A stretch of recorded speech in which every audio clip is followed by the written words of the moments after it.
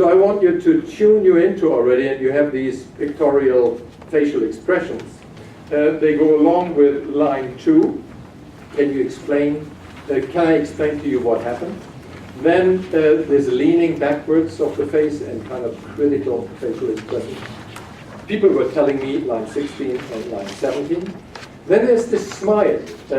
Nothing could be further from the truth. And this is where Tonya Reimer came in. She is the body language expert on Inside Edition.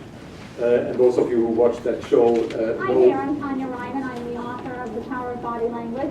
So that's her. She's in New York right now. And she said, watching this the next night on Inside Edition, the expression that really surprised me was the smile that you just saw. Yeah, this one. He's coming out to discuss, he's an adulterer, and he starts out by laughing. So my impression is that he's trying to mask the true emotions that he has. Guilt, remorse, shame. Now, I'm not necessarily debating that, but I think we can say a lot more of what and how this particular smile is embedded and what is going on. Remind me to make that more explicit when we get there. So, and then at the very end, there are these two facial expressions. I've never, as a young boy, I would never have done this. Again, this more critical. But then he says, I'm exactly the same boy I used to be. And this is not necessarily a smile, but it is an expression of, let's just call it superficially, of being comfortable. So, here we go. How could you have done this? Okay, this is the question that Bob Woodruff asks at the beginning of this segment. How could you have done this? And I'm just letting it roll. It's difficult. I mean, partly we are looking at the facial expression, but then also the wording is extremely important, and the way the wording is put together is important. So for non-native speakers, I think it's a good idea to just look at the words, because that's what we, but then you lose a little bit of the facial stuff. Good, here we go. Can I explain to you what happened?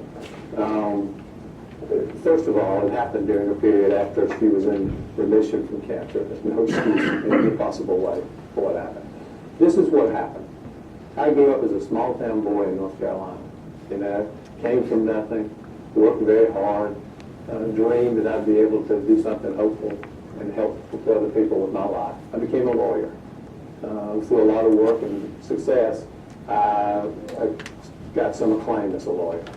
People were telling me, oh, he's such a great person, such a great lawyer, such a talent. You're going to go, no telling what you'll do. And this was when I was 31 years old. Then I went from being a young senator to being considered for vice president, running for president, being a vice presidential candidate, and becoming a national public figure.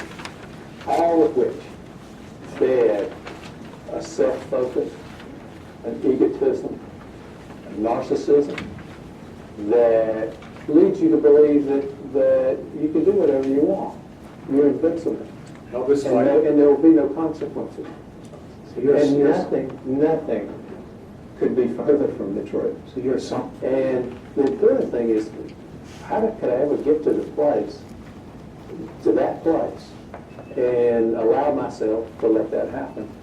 And I believe the reason it happened is because I had gone through this long process where I became, at least on the outside, something different than that young boy who grew up in a small town in North Carolina. And because that young boy would never have done this, never thought about doing it, to his family or to his wife. I am no different than the person they knew. I am at my core exactly the same person. So, good. All right, so that's the piece I want to spend with you, and maybe we can move a little bit more into a workshop session and have some suggestions here. So let us start with the response to the question in line 1. Yeah, how could you have done this? There is this short pause. How could you have done this? I don't know about you, but I hear my mother speaking. Yeah, this is a question. Formally, it is a question. And a question is part of what people call adjacency pairs. a question requires an answer. If there is no answer or response that is kind of an answer, something is off in the interaction. It's potentially going the wrong way. So there is a response, but it's more than just a question. Now, this is not just a question, what have you done, for instance? Lay that out. This is also a question that has some more agenda or preferred, we call this also preferred responses. Yeah, it is preferred that he, the answerer, puts himself into the account giving genre. So what is happening? Let's see.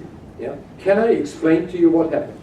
Leaning forward with this, let's call that an open face, open facial expression. Can I, there's another question, can I explain to you what happened? Yeah. It's a request. Can I explain? So there are two things that I find interesting, and one thing is, it's not I'm going to explain to you what I have done, which is the answer, the question, which would have been a proper answer to repeat that. But no, it is shifting, it's rewording the doing to happening. Does that make any difference with regard to, and here's the question, agency? Yes, it does. That's my assumption. And if we move the doing to a happening, we manipulate, we down the agency. We take parts of the agency, the personal agency, out. So moving from doing to happening, but hedging this or confronting it with, I'm giving you an explanation. What is explaining? What does that do? I'm explaining it to you. Explaining to me has the connotation of a different type of discourse. Now that's a much more academic, distant, objectified discourse, rather than storytelling, for instance, which is more subjective.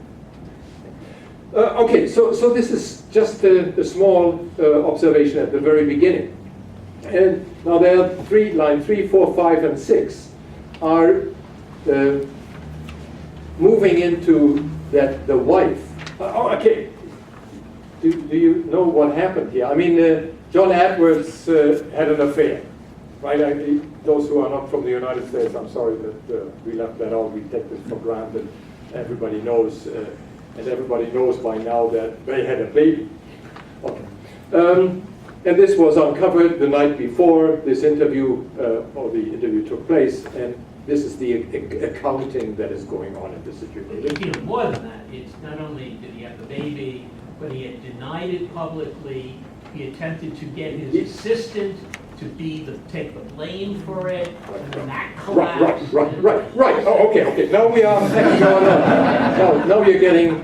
Yeah, he's part of a bad gang, right? Okay. So, but listen, that's not relevant. Yeah, we don't want to admit that here to the text analysis, because at that point we don't know. Maybe he didn't know. Let's not get carried away. Okay. So, but he is definitely doing something else here. Yeah, my wife was in remission when that happened. Yeah, not that is an excuse, but it is exactly compartmentalized, talked about, and then he returns to, this is what happened. Okay. Now, this is what, with line 7, I grew up as a small boy in North Carolina. This is what happened. I grew up as a small boy. Okay, what is happening here? Your Honor, narrative. Yeah, he's launching into the narrative mode. And it's a different discourse that is, as we have seen with these boys, that is borrowed here. So let's just look at other. We will get back to this. Here we have Alex Rodriguez. I think it will become clear of what he did. He does the same thing. This week in Sports Illustrated reported that in 2003, you tested positive for testosterone and an anabolic steroid known as primobolan. What's the truth? When I arrived in Texas in 2001, I felt an enormous amount of pressure Yeah, narrative. I got all the weight of the world on top of me, and I needed to perform, and perform at a high level every day. Back then, it was a different culture. Yeah, this is again the transfixing of the past and the present, and trying to get continuity, discontinuity here. It was very loose. Yeah, the culture was loose. I was young. I was stupid. I was stupid. I was naive, and I wanted to prove to everyone that I was worth, and being one of the greatest players of all time. And I did take a banned substance, and for that I'm very sorry. Yeah. Okay, we can stop here. We'll and move on. But there was the question.